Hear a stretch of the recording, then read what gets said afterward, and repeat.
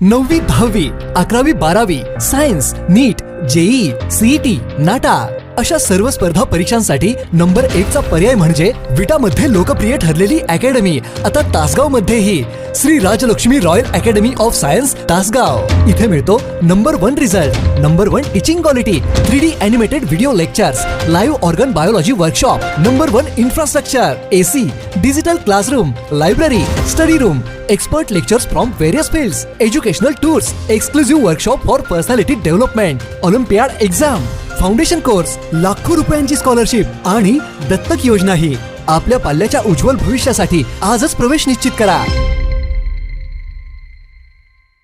नागज फाटा येथून अपहरण करून खून करून या खुनाच्या खटात सहभागी असलेल्या एका महिला संशयित आरोपीला अटक।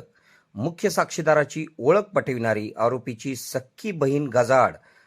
सांगली जिल्ह्यातील जत तालुक्यातील कोसारी येथील दुहेरी खून प्रकरणातील मुख्य साक्षीदार दादासो यमगर यांच्या हत्या प्रकरणात पोलिसांनी मोठी कारवाई केली आहे। या प्रकरणातील मुख्य संशयित आरोपी व सध्या सांगली कारागृहात असलेला अनिल यमगर याची सख्खी बहीण पद्मिनी बापू मदने वय 60 राहणार सुतगिरणी चौक कुपवाड हिला कवठे महांकाळ पोलिसांनी अटक केली आहे। भावासाठी केली साक्षीदाराची रेकी। तपासात धक्कादायक माहिती समोर आली आहे की कारागृहात असलेल्या अनिल यमगर याने आपली बहीण पद्मिनी हिच्यावर दादासो यमगर यांना दाखवून देण्याची जबाबदारी सोपवली होती। अनिलच्या सांगण्यावरून पद्मिनीने सांगली न्यायालयात मारेकऱ्यांना दादासो यांची ओळख पटवून दिली होती।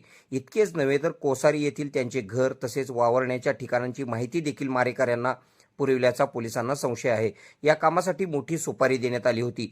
अपहरण करून करण्यात आला होता खून। नागजपाटा येथून दादासाहेब यमगर यांचे अपहरण करून त्यांना कर्नाटक राज्यातील मदबावी येथे नेण्यात आले होते, जिथे त्यांची हत्या करण्यात आली। या प्रकरणात पोलिसांनी आतापर्यंत 6 आरोपींना निष्पन्न केले असून पद्मिनी मदने ही यातील 6वी आरोपी आहे। चौघांना शनिवारपर्यंत पोलीस कोठडी। यापूर्वी अटक करण्यात आलेले 3 आरोपी ज्ञानू खोत, रोहित पाटोळे, हर्षद उर्फ गोट्या पैलवान तसेच नव्याने अटक केलेली पद्मिनी मदने अशा चौघांचाही मंगळवारी कवठे महांकाळ न्यायालयात हजर करण्यात आले। न्यायालयाने या चौघांचेही पोलीस कोठडीत शनिवारपर्यंत वाढ करण्याचे आदेश दिले आहेत। फरार आरोपींचा शोध सुरू। या गुन्ह्यातील अन्य 2 संशयित आरोपी सुयश उर्फ स्वप्नील खुळे तसेच अमर खताळ हे अद्याप फरार आहेत। हे दोघेही पोलिसांना सातत्याने गुंगारा देत असून पोलीस त्यांचा कसून शोध घेत आहेत। या प्रकरणाचा अधिक तपास कवठे महांकाळ पोलीस कसून करीत आहेत।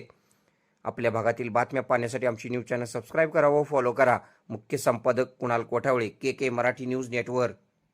खुश खबर, मूळव्याधीचे आधुनिक उपचार आता आपल्या कवठे महांकाळ शहरामध्ये उपलब्ध। सुविधा, आधुनिक लेझर मशीन, दुर्बिणीतून तपासणी, ऍडमिटची गरज नाही। पोट विकार, गुद्ध विकार यावर आयुर्वेदिक उपचार व सल्ला। मूळव्याधी, शर, भगंदर, पायलोनायडल, सायनस यावर लेसर व आयुर्वेदिक खात्रीशीर उपचार। हार्निया, अपेंडिक्स, कान, नाक, घसा व स्त्रीरोग चिकित्सा, गर्भाशय काढणे इत्यादी सुविधा आता आपल्या कवठे महांकाळ शहरामध्ये डॉक्टर आलमगीर मुजावर यांच्या आशीर्वाद हॉस्पिटलमध्ये उपलब्ध। आमचा पत्ता दत्त मंदिर, जुना Agalgaon road, Kolekar petrol pump शेजारी, कवठे महांकाळ।